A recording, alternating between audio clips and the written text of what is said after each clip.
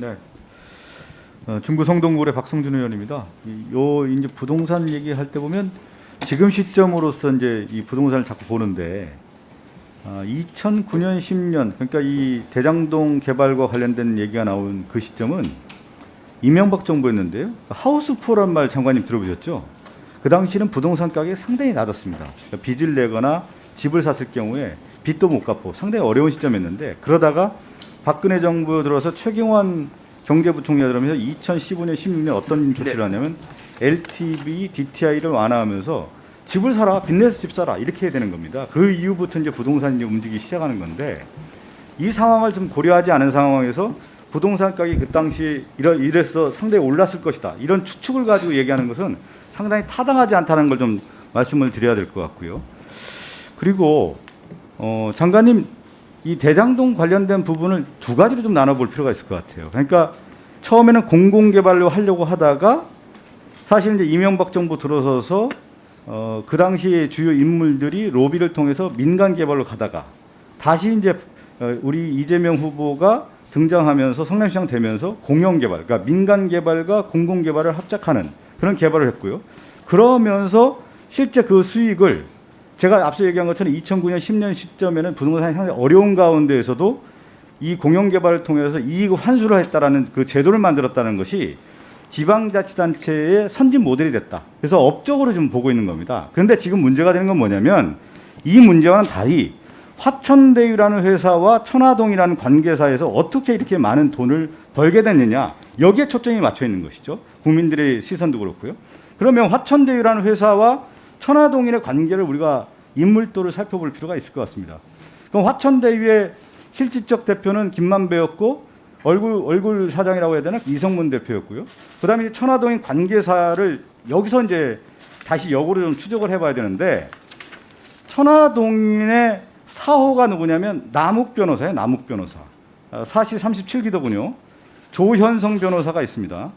로스쿨 2기입니다. 근데 이 두 변호사가 천화동인 4호, 6호를 갖고 있는데 그렇게 나이가 많지 않은데 어마어마한 이제 부를 축적하게 돼요. 근데 이 두 변호사가 어디에 속해 있는지 혹시 아십니까? 박 장관님? 예, 법무법인 강남으로. 그렇죠. 법무법인 강남이었는데 강남에 박영수 전 특검이 있었던 회사의 고용 변호사로서 이 두 변호사가 일을 합니다.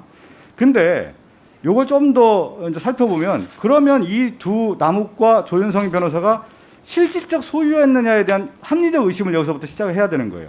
다시 거슬러 올라가면 그러면 화천대유라고 하는 그 회사는 어떤 구조였냐면 약간 인적 네트워크가 학연과 이 지연이 이제 얽혀서 나오게 되는 건데 곽상도 의원이 누굽니까? 박근혜 정부 때 민정수석 아니었습니까? 그렇습니다. 근데 민정수석의 아들이 화천대유는 2015년 2월에 출범하는데 연말에 취업을 해요. 연말에. 그렇죠? 연말에 아들이 취업하고 박영수 특검이 누굽니까? 아까 얘기한 남욱과 조현성 천화동인의 회사의 그 대표 변호사였는데 그 딸이 어디에 취직합니까? 화천대유에 취직하는 거 아닙니까? 그리고 이경재 변호사는 누굽니까? 최순실과 박근혜 전 대통령의 변호인 아닙니까? 5년 전에 여기에 화천대유에 고문으로 일을 해요. 그리고 김수남 전 총장, 강찬우 이분도 매우 중요해요. 강찬우 전 수원고검장이 이 화천대유의 고문 역할을 하는데 여기서 이제 한번 연결고리를 다시 또 찾아가야 됩니다. 남욱 변호사가 어떤 일을 하냐면 2009년도부터 대장동 개발 사업자로부터 공공개발하는데 민간개발한 로비의 의혹으로 8억 3천만 원을 받은 혐의로 기소가 됩니다. 근데 그 당시 수원지검장이 누구였냐면 강찬우 지검장이었어요. 그렇죠? 그 당시 변호사가 누구였냐면 이 남욱 변호사의 소송의 변호사가 누구였냐면 조현성 변호사, 천화동인 6호, 그 다음에 박영수 이분이 변호인 역할을 하는 겁니다. 여기에 지금 뭔가 네트워크가 형성되어 있다고 생각하지 않습니까?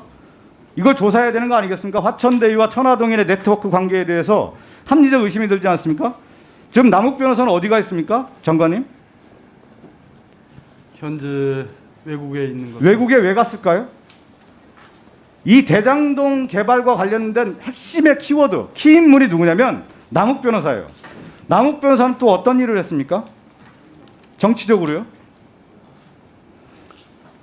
그러니까 대장동 개발 의혹에 핵심 노비 의혹으로 수사를 받았는데 그 수사의 핵심 인물이었고 그 다음에 남욱은 2008년도에 한나라당 청년위 부위원장을 해요. 그 당시 강재섭 대표가 영입한 케이스로서 부위원장을 합니다. 지금 이 내용을 제가 설명을 드리면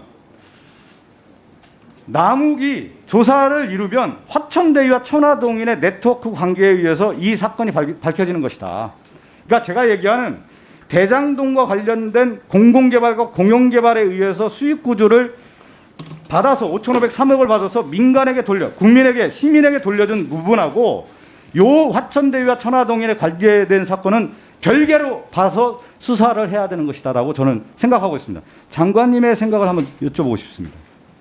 어찌됐든 지금 박성준 의원님 지적하신 것처럼 화천대유 천화동인을 둘러싸서 여러 법조인들이 등장합니다.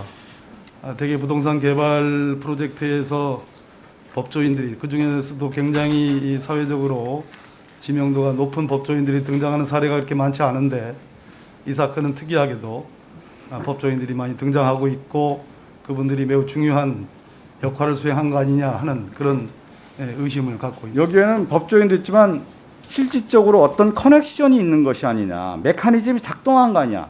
주요 인물들이 이렇게 등장한단 말이에요. 검찰의 고위관분들이 다 등장하고 법조에서 우리가 얘기하는 기라상 같은 인물들이 다 고문을 역할을 하는데 거기에 제가 볼 때는 남욱 변호사와 조현성 변호사는 실질적인 얼굴마담 아니냐. 거기에 뒷사람이 누가 있는 것이죠. 그래서 남욱이 실제 미국으로 도망간 이유는 이 사건에 대한 전말이 드러날까 봐 두려워서 빼돌린 겁니다. 장관님 어떻게 생각하세요? 남욱 변호사 신병 확보해야 되는 거 아닙니까?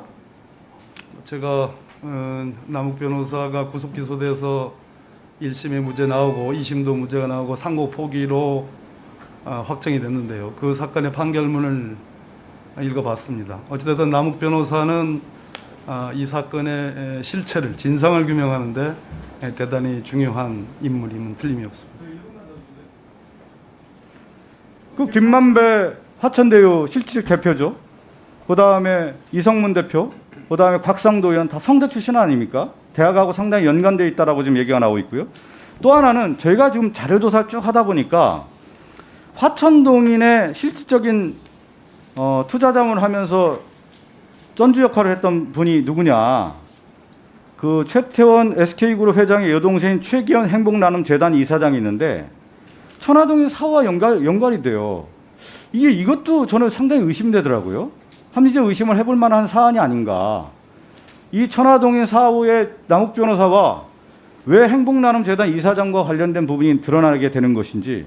그러니까 여기에는 모든 링크에 남욱 변호사가 있는 겁니다.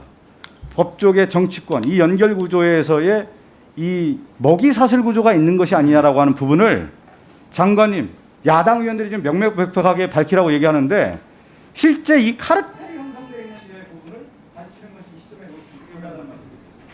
예, 명심하겠습니다. 네, 수고하셨습니다. 다음은 조수진 의원님 질의하시겠습니다.